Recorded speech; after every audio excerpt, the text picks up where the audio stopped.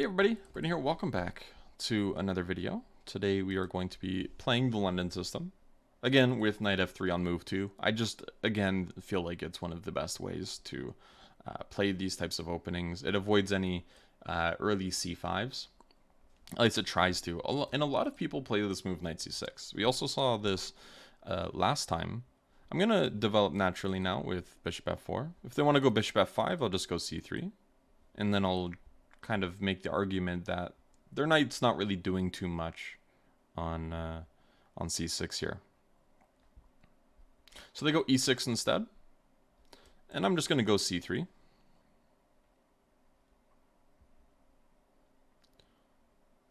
We could have also gone knight c6, but of course they do have bishop d6. They also have bishop b4. So I would like to try c3 here. So h6. I don't think they're going to go g5, but just in case, I'm going to go h3, and I'm going to allow it if they want to go for it. I don't think g5 is particularly good. London players, be very aware of this h3 move. It's always nice to be able to tuck your bishop back to h2. For example, if a knight goes to f6, instead of going bishop g3, if knight h5, you can go bishop h2 and keep the bishop altogether. That's really good.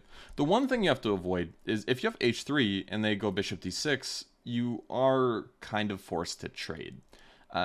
So keep that in mind. If you're not sure you want to trade your bishops willy-nilly, then that's one thing to think about. So I want to see what they do here with this bishop.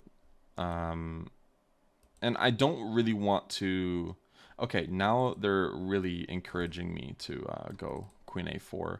I wanted to wait a move to see what they were going to do. And after this, bishop to b5 looks quite good. It's hard to defend this guy again, but they can move away.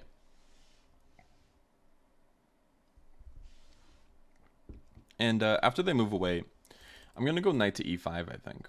Okay, so knight to a7. Maybe knight to e5 isn't the smartest. But I will take. And this is what I was hoping for, is they actually had to take with the knight because now c7 drops. So yeah, because they went for this like type of b6 structure, I've never found this to be good in the London system. That's something to keep in mind. Whenever you see your opponents play these b6 moves, maybe there are times where it's possible. London isn't necessarily an opening I have a ton of experience in, but I've never seen lines where it's been effective personally. So definitely keep things on your radar if you ever see that move being played. I'm just going to drop back all the way. I'm looking at moves like a4. And this is why. So I'll go a4 here.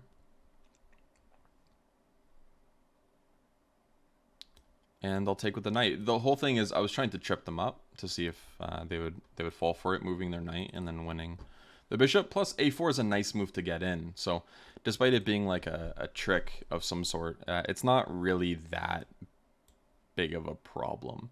So I'm looking at f4 because knight f3 to e5 doesn't look so bad. But I think it's kind of pointless to do right now. I think just knight f3 is better. And I think one of the mistakes they're probably going to make is castling. Let's see if they do. I don't think that's actually an effective thing to do here. We are up a pawn too, right? Having an extra c-pawn is really nice.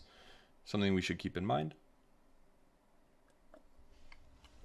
But you have to ask yourselves, why do I think castling isn't really so effective?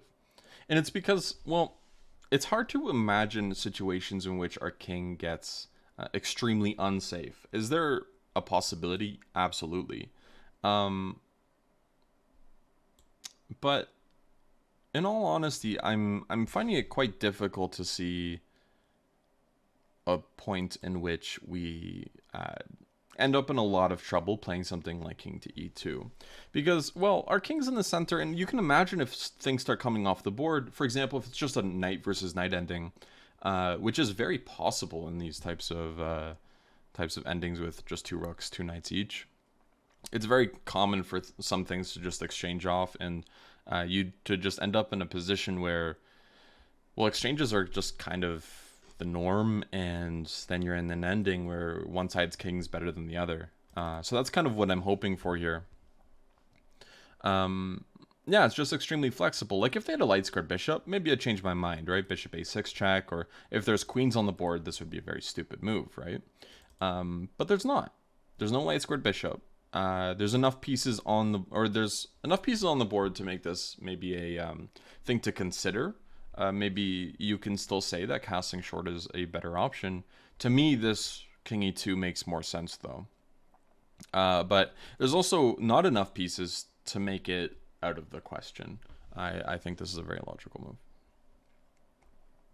Knight to d7 tactics at some point, I don't think are going to work out well, because at the end of the day, b2 is hanging behind it, and giving them the second rank like that doesn't seem smart. So if they ever go knight e4 and we take and try something like knight to d7, I don't think it's a good idea to pursue that any further. So they're going rook c8. I like bringing this rook to c1. I want to be careful that there's no like knight b3. I don't think that's going to be possible, but I would like to look at c4. I'd also like to look at f3, actually. So they might be considering f6, but I'll just go g4, force them back. Another good thing about endings is you're not really worried about this creating too many weaknesses. You want to be very, very thoughtful about how you push your pawns, though, because you can end up making huge mistakes if you're not careful. Luckily, I don't think this is one of them. I like g5 here. And I'll go h4 as well.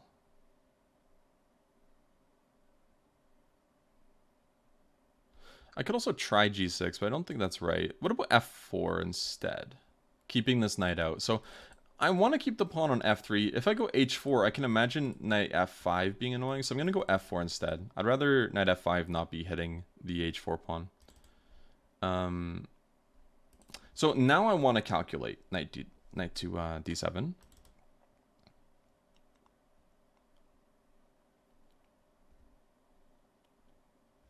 I also want to calculate just taking. If they take in a weird way, we do actually have this check. Like, for example, if they take with the pawn, they actually don't have that option. So we can take. If they take with the pawn, rook g1 check actually wins the exchange, which is funny. It's always good to keep your calculation skills on point. And I don't think they want to do that, because all of a sudden, even if they get this e4 square, I don't think they're happy anymore, because we have rook g1, rook g2, and we can actually start trying to target them on this side of the board. There are weaknesses, and actually their king might be weak. They castled into an attack, which is very unusual. So even if they get a knight to e4, there's a famous saying, right? To get squares, you got to give them. And I think this is a perfect example of that.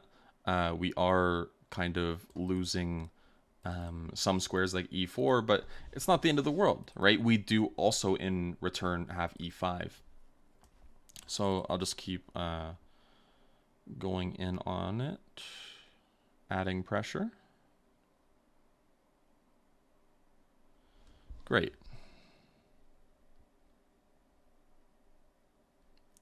And now I'll just go rook g5. I'm just kind of probing for weaknesses here. For example, I can see them playing a move like knight to e4 a little soon and blundering, or going g6. G6 is also something I'd be very happy to see, because it does just blunder the pawn.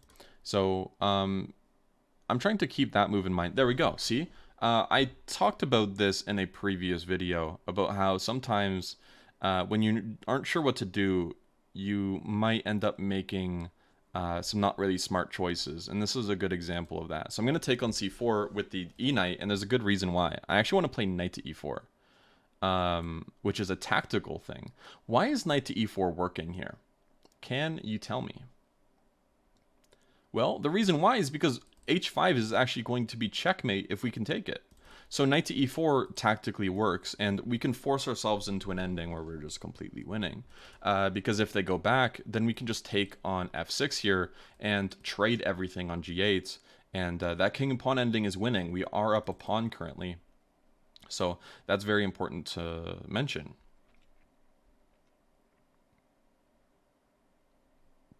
So rook c8, we take on f6 here. If they take back, we take on g8 a bunch. Actually, wait, no. Sorry. Rook c8, we takes. There's actually mate again. My apologies. I should have realized that. Okay. So there's still no threat going on here. We could just go king f3.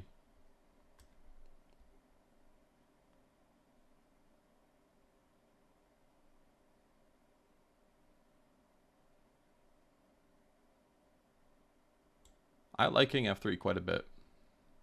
We're just trying to add pressure. That's it. That's what a lot of games boil down to. It's evaluating how positions might turn out and what exchanges are good. Like taking on f6, taking and then taking on h5 is not a bad idea by any means.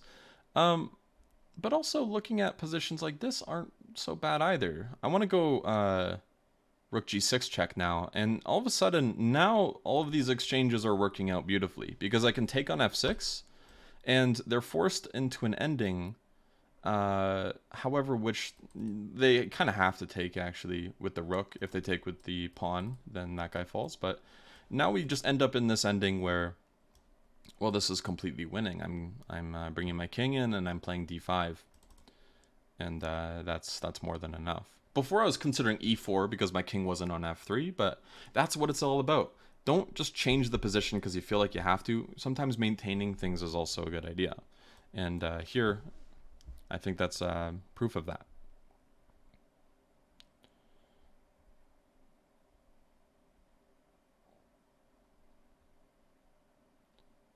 So I want to see how they play this. So if they take, okay, they're not going to take quite yet. I'm just going to move over. This guy's hanging, so I want the opportunity to take it. If they go king g6, I'm just going to take on e6. If they take king g6, I have a special move I want to play, but I want to leave it up to you guys to figure it out. So if king g6 here, which I'm assuming they're going to play now, what should we play? Do we take the pawn or do we do something else? I think the answer is actually just to move up and go king e6 and just give opposition, because all of a sudden we're just restricting their counterplay. If they push the pawn, we can actually just go king e5 and ask them the question again, how do you defend this guy? If they move away, like king g6 or something, then we can just go e4 and, for example, e5. Being up a pawn in these types of endings is so useful because, well, all we're really doing is just trying to run them out of moves. And because we have an extra pawn, we have more moves to give up. So it's very useful to just give up moves. And now they go there. I'm thinking e5. But also, I'm liking king f5 to g4. There's no rush, right? If we just take this pawn, then we're up 2 pawns instead of just 1. So king e6, we'll just take. If f5, then we just go e5.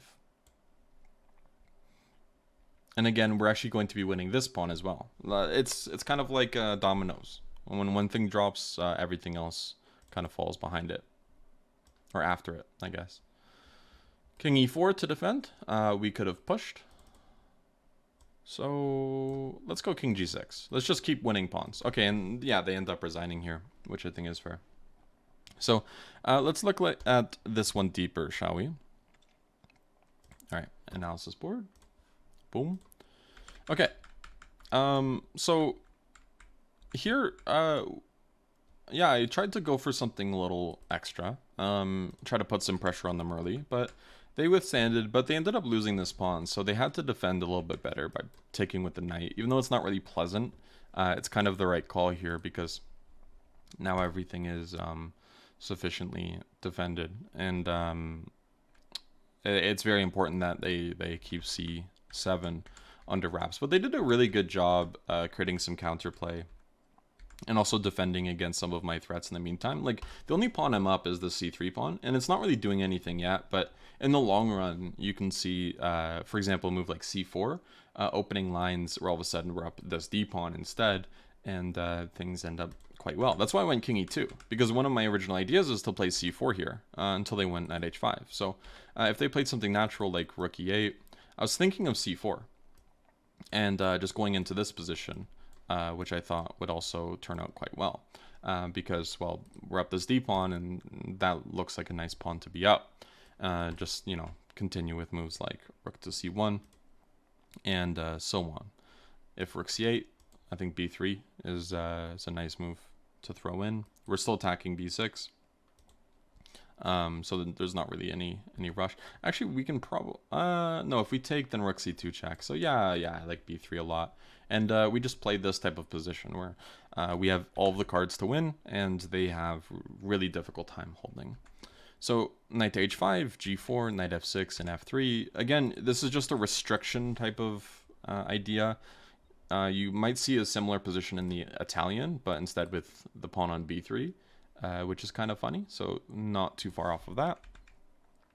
But yeah, h5 makes sense. They're trying to strike out and or lash out and try to create some weaknesses, but I don't really think it works out, especially because of g5. But even if we take, we can get some activity with moves like rook g1. But I think especially because we have g5 as a response. Again, h4 I think is the wrong direction though. And that's important to mention, because knight h5 already, I don't think we can defend this guy so easily, unless we go like g6, because rook h1, there's knight g3. So f4 was just a more natural move, takes, and again, so if they actually take like this, then we have rook g1 check, and the problem for them is they're actually losing an exchange, or if they go knight g5, this has to be wrong. Oh, knight d7 kind of solves that answer, because now we can just take on f6 and then we take on g5. So they move, take on f6 and then take on g5 here. That looks like enough to win this game. We're also winning h5. So yeah, we just put pressure and we kind of just let the position stay as is and just build up, right? Whenever you don't know what to do, ask yourself, where do my pieces kind of want to go, and what is the position kind of asking me to do? Like, prepare your breaks, for example. You don't have to lash out with moves like h5, and sometimes just being more patient will net you a lot more wins than being aggressive and just kind of throwing everything you got at someone. Think about it kind of like momentum, right? If you push a swing tire, right, one way, if it doesn't end up stopping that way, like checkmate, then it can just come back and hit you in the head. So you got to be careful about things like that. Momentum can go both ways, especially if you overdo it. So anyways, yeah, I think that's going to be it for the lesson. Again, nice that we got this move knight e4 in. I thought that was pretty cool. And yeah, it's this lesson, or this game, is just all about maintenance. Maintenance.